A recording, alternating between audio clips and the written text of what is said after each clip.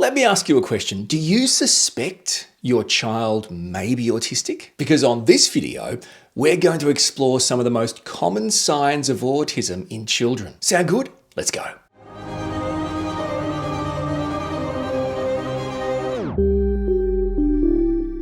Hey, welcome back, or welcome. Great to see you.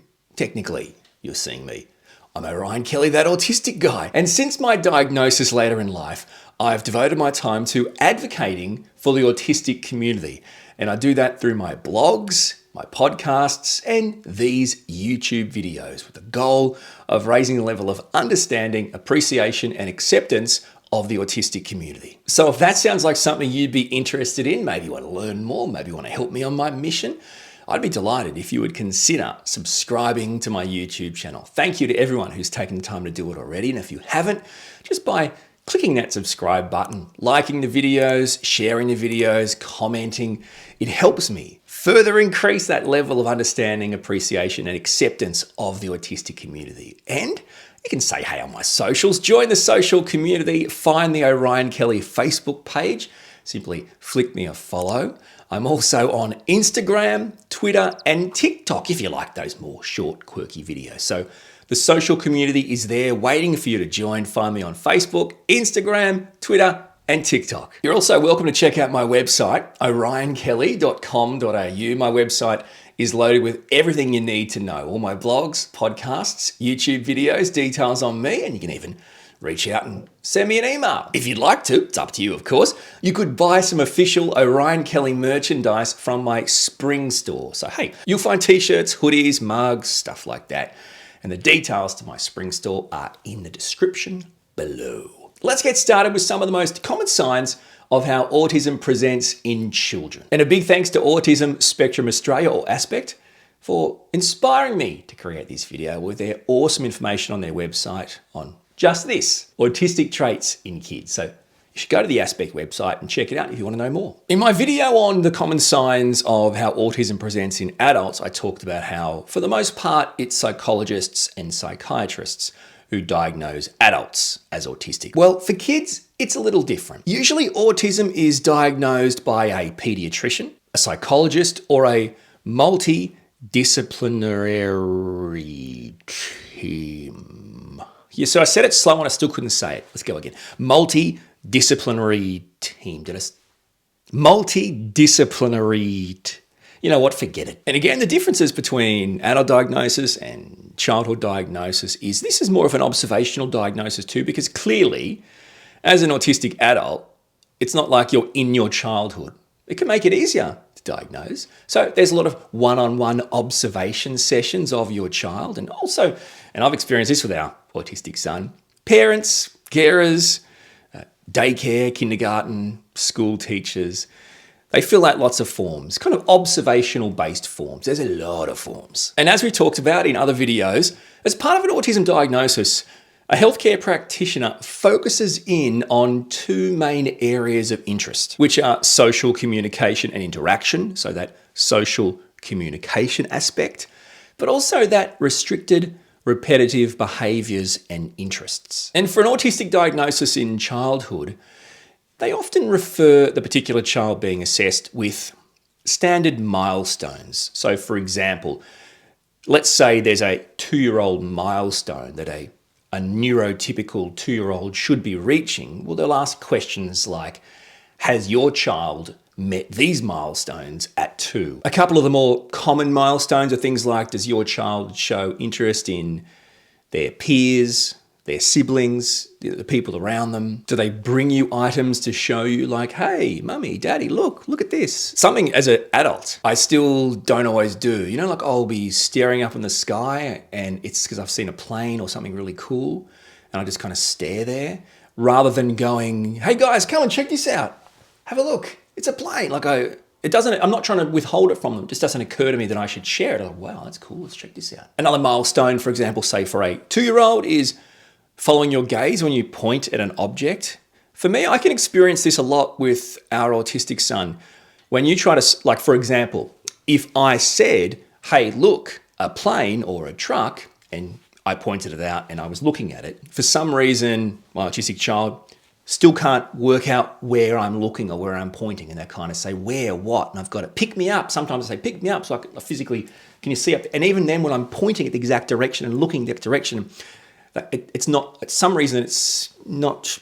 Another common milestone a neurotypical 2-year-old might be expected to achieve is pretend play. So, around about that age of 2, 3, can they pretend play, as in get a doll and feed it? And I guess one of the last really common milestones expected for neurotypical 2-year-olds is using spontaneous words. Maybe 1 word, 2 words, putting a couple of words together spontaneously. Autism is a spectrum, right? It's not linear, it's a colour wheel of infinite colours. Some autistic kids might talk like little professors. For example, our autistic son was speaking in full sentences at 2. Okay, here we go. Let's run through some of the most common signs of autism in children. And we'll start with some of the early social communication signs. And the first sign is, does your child look away when you're speaking to them? They don't tend to naturally make any kind of eye contact, or in your mind look in the right direction when you're talking to them. Making eye contact can be a clear challenge for autistic people. Every autistic person is different, but it wouldn't be uncommon for an autistic person to lack that eye contact in general conversation. When you smile at your child, do they often return the smile? I do it. I love my kids. They look at me, give them a smile. And I don't know, that's just what I do. But it doesn't mean that my child is going to go, hey, love you too, daddy. No. As an autistic adult, I tend to not have many friends. And that doesn't bother me. It's not that I don't like friends. I just don't have a huge interest in other people rather than my family and my work. Well, your child, how about them? Do they lack interest in other people? Do they lack interest in other kids? Another common early communication sign is, does your child seem to be in their own world? Are they just kind of doing their own thing, going to a beat of their own drum? Again, every autistic person is different. That's why it's a spectrum. It's not a line. There's not high and low, blah, blah. It's a spectrum of infinite colours. So this isn't a test. It's just some common signs. So here's another one that you might relate to or you might not. And it is a very specific one. It's about motor skills and motor movement. Does your child seem to lack the ability or the skills to imitate, seemingly to you, simple motor movements? For example, you clap your hands, so your child claps their hands back. Can your child do that?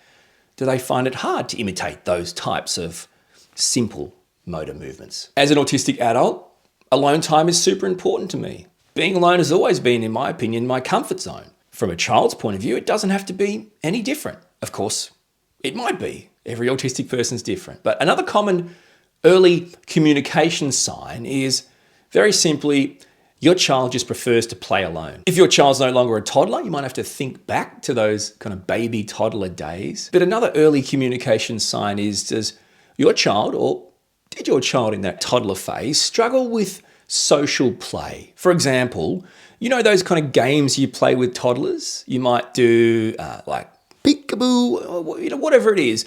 These types of social play games that are played with 2-year-olds, 3-year-olds, whatever. Were they able to play those? Or was it very limited in their ability to social play? Right? Those kind of reciprocal games. Another early communication sign is not responding to their name. Now, this is often benchmarked at the age of 12 months. So 12 months, 24 months, does your child respond to their name? To be honest with you, as an autistic adult with a 7-year-old autistic son, I don't necessarily think it's something that is particularly grown out of, but it's something that you should expect to see as a standard neurotypical milestone by that kind of 12 months, 24 months. So does your child respond to their name? Language regression can be a thing. Again, I'm not a healthcare practitioner. I'm just an autistic guy. But one of the early communication skills can be like a loss of or a regression of previously known words. Words they used to know, they seem to not know anymore. This doesn't mean yes or no. If you can tick yes or no to all these things I'm saying, it doesn't mean anything with regards to a formal diagnosis. It's just a way of starting a conversation about either resonating with some of these signs or not. That's all it is. It's a conversation starter. So the last one I want to talk about with the social communication aspect is Unusual speech patterns. I guess you can look at it now if you are autistic and say, well, that could be stimming, that could be regulation. But look, if there are unusual speech patterns or repetitive speech, it's another common early communication sign of an autistic child. On to area number 2 of signs of an autistic child.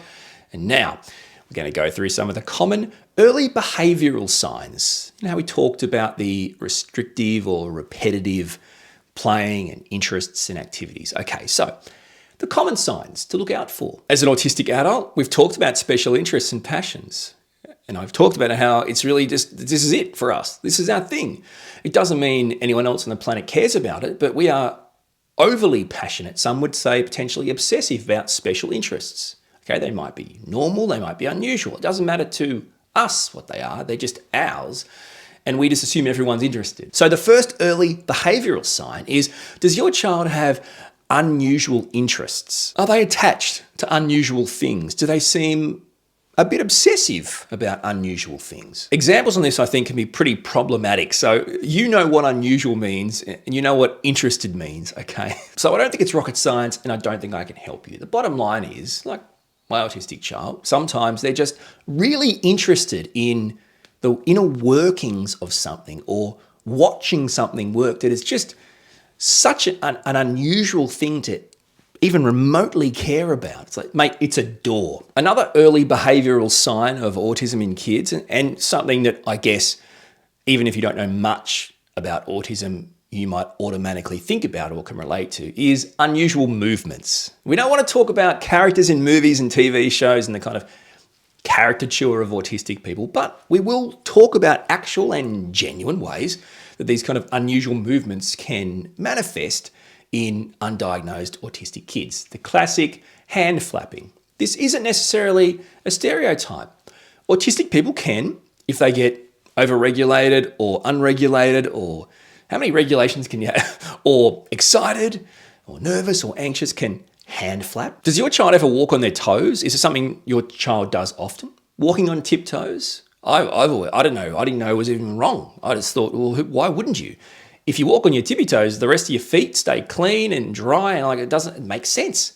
Well, you're walking on your whole foot, then 100% of your foot's going to get dirty and wet. Like at least your toes, the majority, seriously. Anyway, that's obvious. Apparently that's unusual. Our autistic son sometimes can make us feel nauseous watching him. I mean, he's spinning around, or he's sitting on the couch, except he's upside down. So it can come across in a neurotypical sense in really abrupt, agitated, anxious, nervous, fidgety movements. That's not what it is at all. But again, just talking about the signs here. So those kind of unusual movements like we've spoken about and some examples I've given you, that's another potential sign of an autistic child. For autistic people, and me as an autistic adult, routine change in plans. These things are a huge challenge for me. Does your child cope with change okay? Change your plans, change your routine, no worries. Let's do it. If not, difficulty coping with change, another early behavioural sign of an autistic child. In almost every one of my videos, I always talk about when you're communicating to an autistic person, to the autistic person in your life, it's really important to understand that I know it might seem repetitive or boring or bland, but your language needs to be really unambiguous, explicit, direct, easily understandable. And linked to that, another early behavioural sign is, does your child have what seems like a concrete, black and white rigidity of thought? Maybe they don't understand jokes or humour, but maybe they think they're really funny and they have great jokes. If we have a developmental disability in social communication, in these types of behavioural things, well, do you think we can just click our fingers and understand sarcasm and humour? And also too, I could be having a conversation with someone and they'll say, well, it's not black and white. And I'm like, well, it is. It is. There's right and there's wrong. It is black and white. Everything is black and white. Right, wrong. You're wrong, I'm right. Every autistic person is different, but it can be a general sign of an autistic person having this hypersensitivity to sounds and smells and tastes. So for example, does your child react unusually? Do they react in a disproportionate manner? It's just the kettle boiling. Daddy's just vacuuming in the next room. It's what's that noise? Now, if I'm asking what that noise is, that's my way, autistic way of telling you, this is great gold here, parents and carers. I don't like that noise. That noise makes me feel uncomfortable. I want to know what it is so I can turn it off or make sure it never happens again, or at least tell you. But I don't know how to tell you. So if I say, what's that noise? Chances are I don't like that noise. Don't bring that noise back. And sure, neurotypical kids can have aversions to noises. Absolutely. We're talking about probably pretty unusual reactions or kind of high distress reactions, disproportionate reactions to certain sounds. I would go as far as to say certain everyday sounds, which are things that I've talked about. Another early behavioural sign to look out for is, does your child use peripheral vision to look at things? Oh yeah, the wall's still there. Anyway, just watching TV, just relaxing here. Now, we talked about the likeliness of a hypersensitivity in an autistic person. Again, everyone's different. Every autistic person is different. Some can have a hypersensitivity, meaning that they experience sounds and tastes and smells and textures at a hyper level compared to other people. And some, honestly, may experience them less. For example, there might be an autistic person that doesn't really experience pain. And there might be another autistic person that experiences pain or smells or sounds at a level that no other person can relate to. So everyone is different. And with that in mind, another early behavioural sign to look out for is, does your child have sensory-related behaviours? Do they do sensory-related behaviours? So behaviours that seem to be about experiencing a sense of some kind. Do they crave? Do they seek out? Do they have a preoccupation with certain textures? Certain senses? The other side of that example is, do they go out of their way to avoid certain textures, smells, sounds, senses? A quick example for kids is a certain type of clothing. But you might not have a diagnosed child, but you might wonder, why are they always avoiding these particular textures, senses? Why? I don't understand. It doesn't make sense to me. Well, that is actually an early behavioural sign of an autistic child. As an autistic adult, and when you are diagnosed autistic, there are certain things that you do, you've always done, but now you know you do because you are autistic.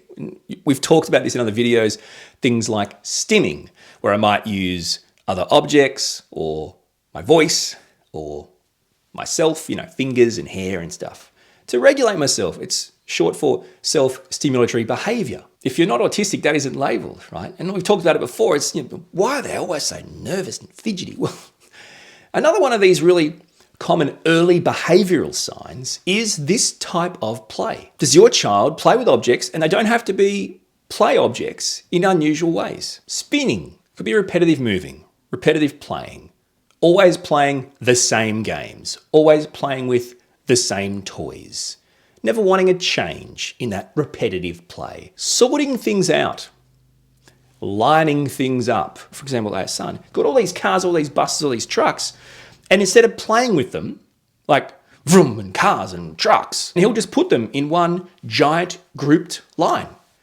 And that's his game. These things, again, can be early behavioural signs of an autistic child. Now, clearly I could go on, and this can no way be an exhaustive list, but I hope some of these more common signs have helped in some way or started some sort of conversation. But what's next? So we've talked about childhood diagnosis, and we've discussed some of the more common signs of how autism presents in children. Now just a quick chat on the idea of an early diagnosis, or I guess the benefits of an early diagnosis. As an adult, I have a lot of insight into this because I would much rather have been diagnosed much earlier in life. Why would I want to wait until adulthood to find out I wasn't broken or bad or wrong, I was different? That doesn't make any sense. So I can see the benefits in diagnosing an autistic child as early as possible. Probably the most simple and obvious benefit is, well, the earlier your child can be diagnosed, or in my mind, recognised as autistic, because they were born autistic if they indeed are. So they're not being diagnosed. It's being, I recognise that this is an autistic person, right? They're finally being, but the earlier that happens, well, clearly the earlier they can get different types of supports put in place, things that can actually improve the quality of their life. The research that we have currently does show that outcomes are significantly better for autistic kids who are diagnosed earlier in life rather than later in life. It might mean earlier as in kindergarten or primary school rather than, say, high school or uni. There's significantly better outcomes. And again, I think that makes sense. The more you know, the more you can do to assist and help and support. Look at me from a personal point of view. My life was changed for the better. I don't regret it. It's a weight off my shoulder. I feel like I'm different, not broken or wrong or bad. There's nothing wrong with being proud of being autistic, and the diagnosis, the sooner the better, in my opinion, is absolutely critical. So if you can relate to some of these signs we've talked about and you want to explore the options for your child, as you know, diagnosis is usually done by a pediatrician or psychologist or a team, not going to say that word again. And the first step clearly is to have a discussion with your family GP, your local general practitioner, and go from there. As we've spoken about, a journey to an autistic diagnosis for your child, yourself or your partner can be long and complicated, and this video in no way can tick that box off for you. So I hope these common signs have helped you in some way. They may open up more conversations with you, your family, your GP. And either way, thank you so much for watching this video. I'd love it if you consider subscribing to my YouTube channel. Check out more of my videos and share them with your family and friends. And until my next video, thanks again for your support, and we'll talk soon.